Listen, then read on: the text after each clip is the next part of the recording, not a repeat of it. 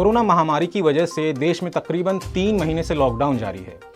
हालांकि जनजीवन और अर्थव्यवस्था को फिर से पटरी पर लाने के लिए सरकार ने कोरोना के तेजी से बढ़ते मामले के बीच इस लॉकडाउन में लोगों को कुछ रियायतें भी दी हैं। लॉकडाउन में मिली छूट के बाद से देश के अधिकांश हिस्से में जिंदगी पटरी पर लौटने लगी है।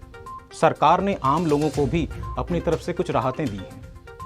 प्रधानमंत्री गरीब कल्याण पैकेज, आरबीआई द्वारा लोन मोराटोरियम, आत्मनिर्भर भारत पैकेज समेत कई तरह के मदद का ऐलान किया है। इन सब के बीच कोरोना वायरस के चलते सरकार ने कई वित्तीय डेडलाइंस जो 31 मार्च 2020 तक पूरी होनी थी उसे आगे बढ़ाकर 30 जून कर दिया है। नमस्कार, मैं हूं मलय और आप देख रहे हैं बिंदास टॉक। अब जून महीने का दूसरा सप्ताह बीत रहा है।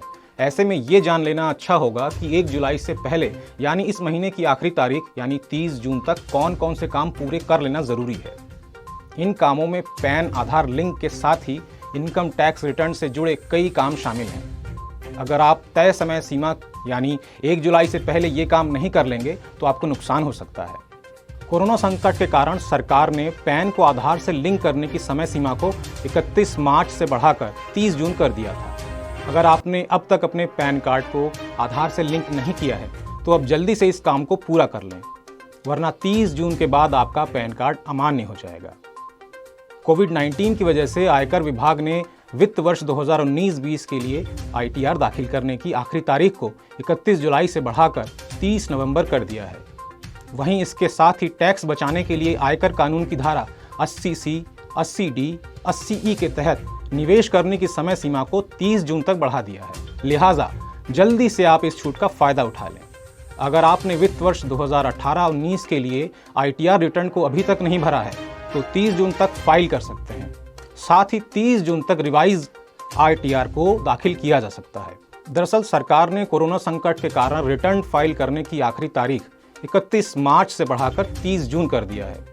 अमूमन मई में कर्मचारियों को कंपनी की तरफ से फॉर्म 16 मिल जाता था, लेकिन इस बार सरकार ने एक ऑर्डिनेंस के जरिए फॉर्म 16 को जारी करने की तारीख 15 जून से 30 जून के बीच कर दी है।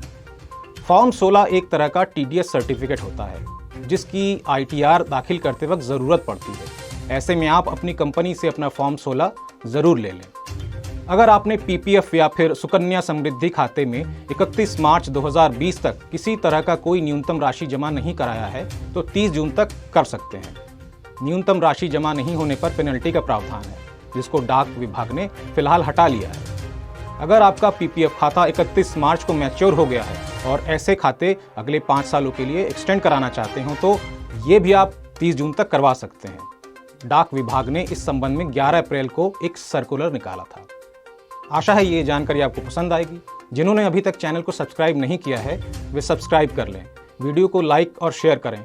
हमारे नए वीडियोस को देखने के लिए बेल आइकन को ज़रूर प्रेस कर दें।